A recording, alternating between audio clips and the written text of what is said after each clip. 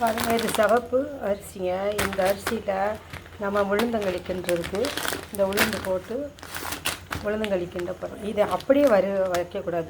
இதை நல்லா கழுவிடணும். இதில் இருக்க அழுக்கெல்லாம் போனோட்டி இதை நல்லா வெயிலில் காய வச்சு காஞ்சோடனே எடுத்து வறுக்கணும். வறுத்து உளுந்தங்களிக்கு ரெடி பண்ணணும். நான் களி பண்ணுறப்ப காமிக்கிறேன் பாருங்கள். இந்த களினால நமக்கு என்ன நன்மை கிடைக்குனாங்க, நமக்கு உட்கார முடியாமல் சில பேர் குறுக்கெல்லாம் வலிக்கும். அந்த குறுக்கு வலி போகும், எலும்புக்கு பலம் கிடைக்கும். நமக்கு எல்லா பலனும் இதில் இருக்குங்க. இந்த உளுந்த களி சாப்பிட்றதுனால அவ்வளோ சத்து இருக்குது. சின்ன பிள்ளையிலேருந்து பெரியவங்க வயசானவங்க கூட சாப்பிட்லாம். இந்த மூட்டு வலி கூட வராமல் இருக்குங்க இந்த களி சாப்பிட்றதுனால. இதை அடுத்து நான் செய்யலை, உங்களுக்கு செய்முறையை காமிக்கிறேங்க. இந்த பவுட்ரு வேணுன்னா கூட என்கிட்ட ஆர்டர் பண்ணலாங்க. நான் இது ஒருத்தவங்களுக்காண்டி தான் பண்ணி கொடுக்குறேன். நான் இந்த உளுந்தங்களி பவுட்ரு எங்களுக்கு செஞ்சு கொடுங்கன்னு சொல்லி எனக்கு ஆர்டர் கேட்டிருக்காங்க.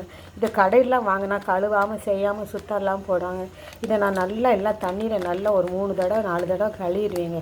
கழுவிட்டு ஒரு துணியை விரித்து துணியில் போட்டு மேலே ஒரு துணி லேசானதை விரிச்சிருவேன், தூசியெல்லாம் விழுகாமல் இருக்கிறதுக்கு. நல்லா காஞ்சோடனே எடுத்து இதை நல்லா வறுத்து பவுட்ரு பண்ணி நான் மாவு ரெடி பண்ணுவேங்க. நல்ல ஹெல்த்தான பவுடர். எல்லோரும் வாங்கி சாப்பிடுங்க. உங்களுக்கு வேணுன்னா கூட சொல்லுங்கள்.